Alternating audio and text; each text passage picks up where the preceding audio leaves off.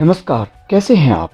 दोस्तों, हमारा देश भारत एक महान देश है, जिसको महान बनाती हैं बहुत सी बातें। और उन्हीं महान बातों में से एक है भारत का संविधान और हमारे देश का कानून। लेकिन दोस्तों, जैसा कि आप जानते हैं, कानून यानी लॉ बहुत ही टेक्निकल है। तो इसलिए दोस्तों, आइए लॉ की इस टेक्निकलिटी को दूर करते हैं आपके इस चैनल पर, जिसका नाम है अनटेक्निकल लॉ।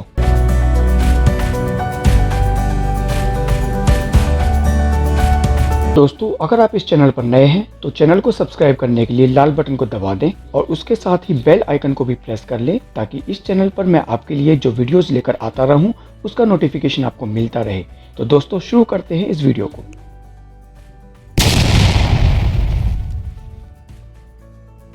दोस्तों, आपको जानना चाहिए कि किसी भी स्थिति में पुलिस किसी महिला को सूर्यास्त यानी सनसेट के बाद और सूर्योदय यानी सनराइज से पहले अरेस्ट नहीं कर सकती। सीआरपीसी यानी दंड प्रक्रिया संहिता की धारा 46 के भाग 4 के तहत यह व्यवस्था प्रदान की गई है।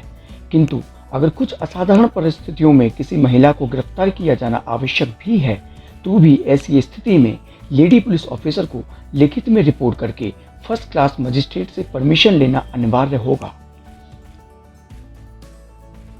दोस्तों, क्या आप जानते हैं, भारत के संविधान के आर्टिकल 22 के भाग 2 के साथ ही सीआरपीसी यानी क्रिमिनल प्रोसीजर कोड की धारा 57 में यह अधिकार प्रत्येक भारतीय को दिया गया है कि किसी भी स्थिति में गिरफ्तार किए गए व्यक्ति को पुलिस अपनी कस्टडी में 24 घंटे से अधिक नहीं रख सकती और 24 घंटे के अंदर ही पुलिस को उस गिरफ्तार किए गए व्यक्ति को संबंधित अथवा निकटतम मजिस्ट्रेट के सामने पेश करना होता है।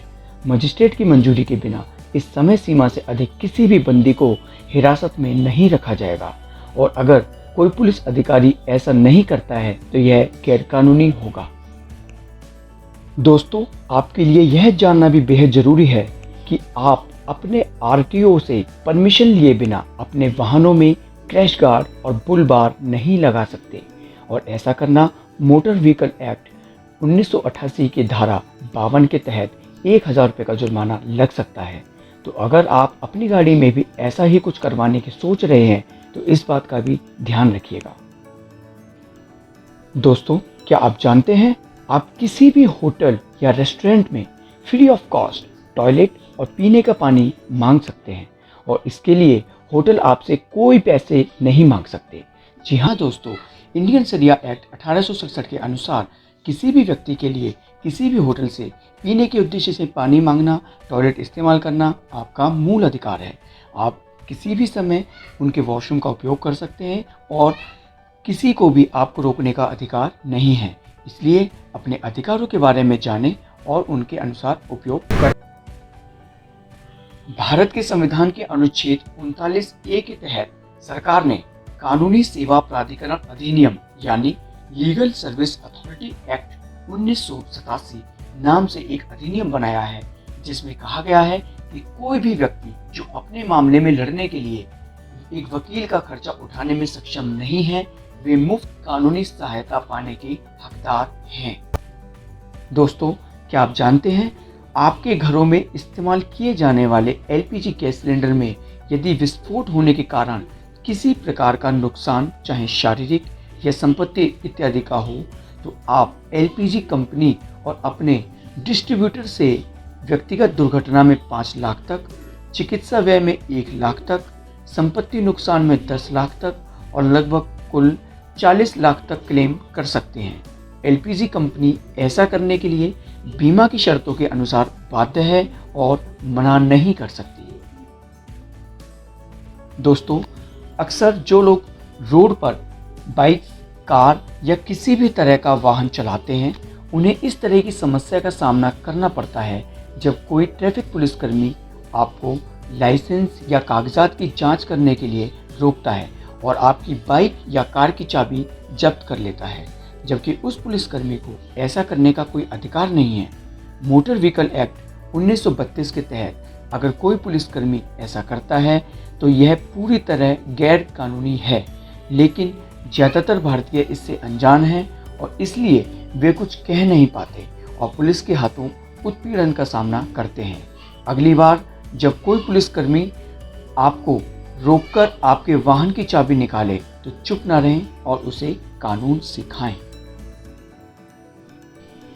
दोस्तों, अक्सर देखा जाता है कि लोग किसी भी नोट को पुराना या फटा हुआ बोलकर लेने से मना कर देते हैं, लेकिन दोस्तों ऐसा करना कानूनी अपराध हो सकता है और ऐसे व्यक्ति को आईपीसी की धारा 124A सेडिशन केस और धारा 188 लोक सेवक द्वारा जारी किए गए निर्देशों आदेशों का पालन नहीं करना के तहत कानूनी कार्रवाई का सामना करना पड़ सकता है, जिसके अनुसार 3 साल के कारावास के साथ ही 6 महीने की कैद सजा के रूप में दी जा सकती है। दोस्तों, क्या आप जीरो एफआईआर के बारे में जानते हैं? 2013 में निर्भया केस के बाद जीरो एफआईआर का कॉन्सेप्ट लागू हुआ, जिसमें विक्टिम किसी अपराध की एफआईआर किसी भी पुलिस स्टेशन में दाखिल करवा सकता है, फिर चाहे वह पुलिस स्टेशन उस अपराध क्षेत्र में नहीं आता हो, और पुलिस एफआईआर करने से मना नहीं कर सकती। उसके बाद यह स्वयं पुलिस की ड्यूटी है कि एफआईआर दाखिल होने के बाद सभी औपचारिकताएं स्वयं पुलिस को पूरा करनी है, ताकि विक्टिम को जल्दी न्याय मिल सके।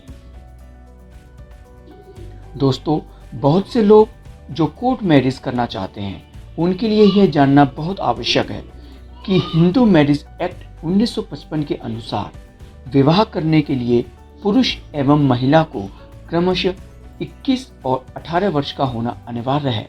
साथ ही यह भी आवश्यक है कि दोनों भारतीय हों और उनके जीवित पति अथवा पत्नी ना हों, वे दोनों सपिंड ना हों।